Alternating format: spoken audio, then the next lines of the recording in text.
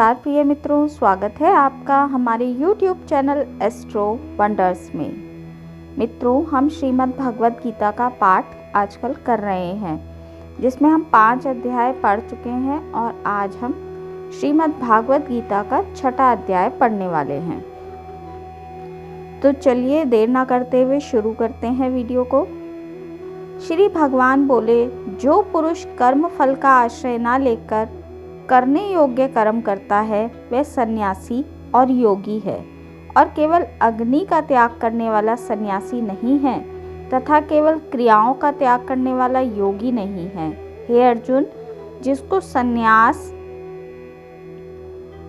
सन्यास कहते हैं उसी को तू योग जान, क्योंकि संकल्पों का त्याग न करने वाला कोई भी पुरुष योगी नहीं होता।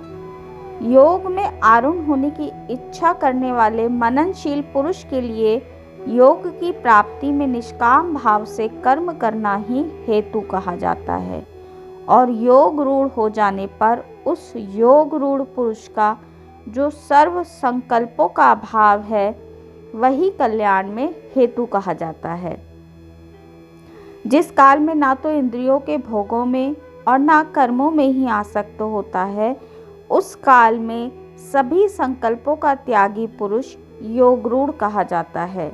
अपने द्वारा अपना संसार समुद्र से उद्धार करें और अपने को अधोगति में ना डाले, क्योंकि यह पुरुष आप ही तो अपना मित्र है और आप ही अपना शत्रु है।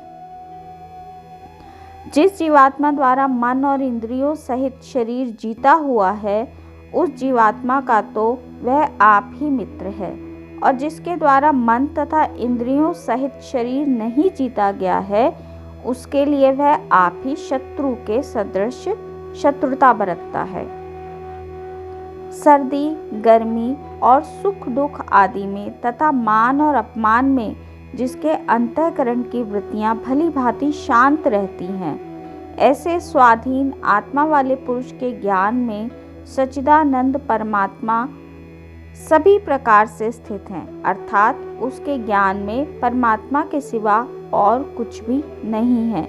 जिसका अंतःकरण ज्ञान विज्ञान से तृप्त है, जिसकी स्थिति विकार रहित है, जिसकी इंद्रियां भली भांति जीती हुई हैं, और जिसके लिए मिट्टी, पत्थर और सोना एक समान है, वही योगी युक्त अर्थात भगवत प्राप्त है। सदृश स्वार्थ रहित सबका हित करने वाला मित्र, वैरी, उदासीन, मध्यस्थ, द्वेष और बंधुगणों में, धर्मात्माओं में और पापियों में भी समान भाव रखने वाला व्यक्ति ही श्रेष्ठ है। मन और इंद्रियों सहित शरीर को वश में रखने वाला, आशा रहित और संग्रह रहित योगी अकेला ही एकांत स्थान में स्थित होकर आत्मा को निरंतर परमात्मा में लगाए। शुद्ध भूमि में जिसके ऊपर कुशा, मृगछाला और वस्त्र बिछे हैं, जो ना बहुत ऊंचा है और ना ही बहुत नीचा है, ऐसे अपने आसन को स्थापन करके उस आसन पर बैठकर अपना चित्त इंद्रियों की क्रियाओं को वश में रखते हुए मन को एकाग्र करके अंतःकरण की शुद्धि के लिए योग का अभ्यास करें।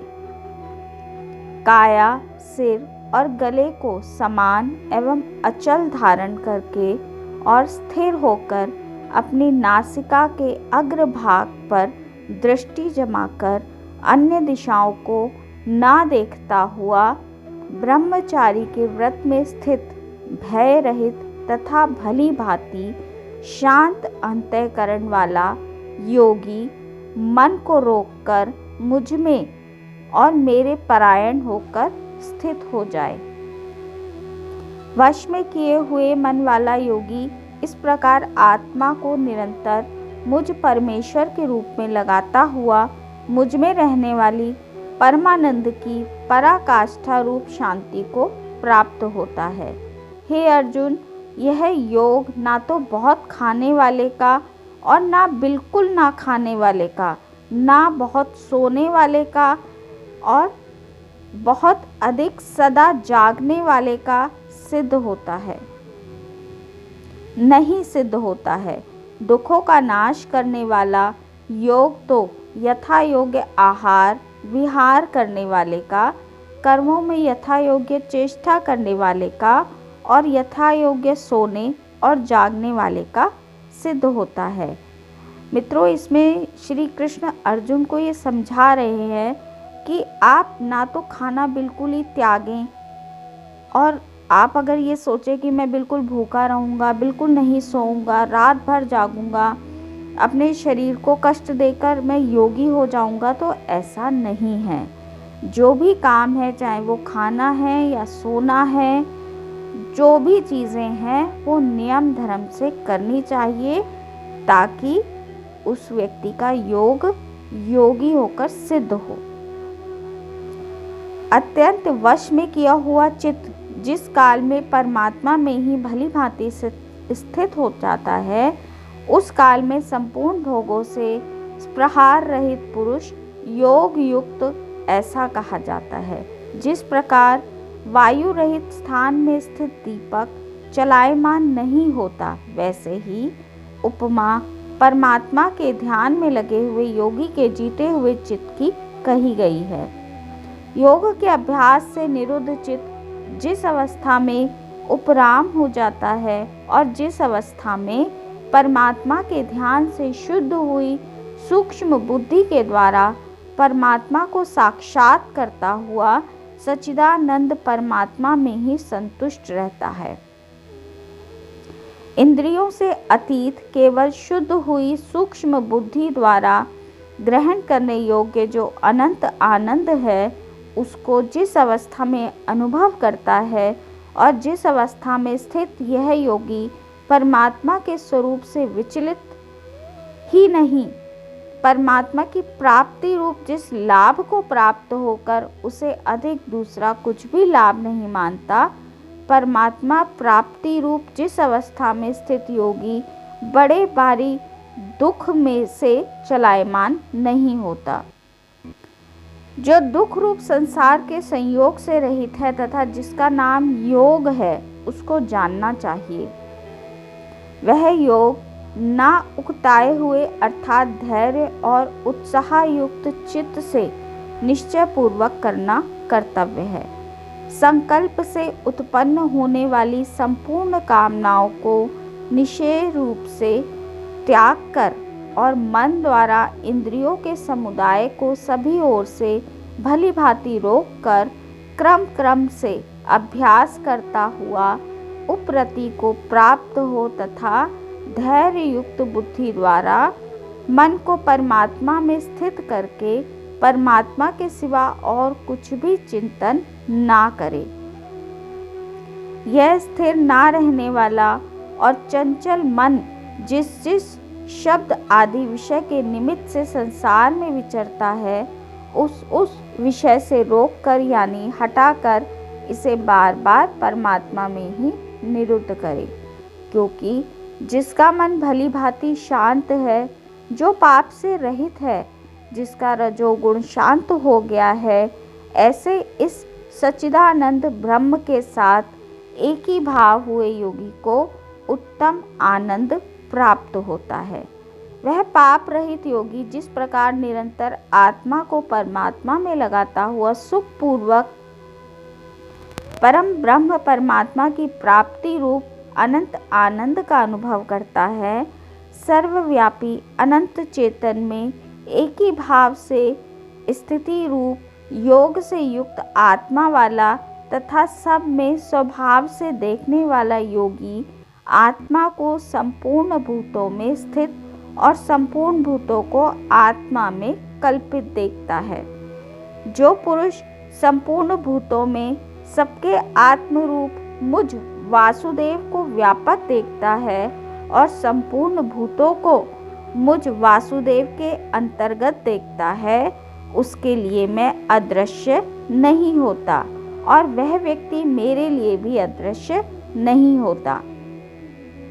जो पुरुष एक ही भाव में स्थित होकर संपूर्ण भूतों में आत्म रूप में स्थित मुझ सच्चिदानंद वासुदेव को भजता है, वह योगी सब प्रकार से बरतता हुआ भी मुझ में ही बरतता है। हे अर्जुन, जो योगी अपनी भांति जैसे मनुष्य अपने मस्तक, हाथ, पैर और गुदा आदि के साथ ब्राह्मण, क्षत्रिय, शूद्र और मलेच्छ आदि का सब बर्ताव हुआ भी उसमें आत्मभाव अर्थात अपनापन समान होने से सुख दुख को समान ही देखता है, वैसे ही सब भूतों में देखना अपनी भांति देखना है। संपूर्ण भूतों में सम देखना और सुख और दुख को भी सम देखना, वह योगी परम श्रेष्ठ माना गया है। अर्जुन बोले, हे मधुसूदन, जो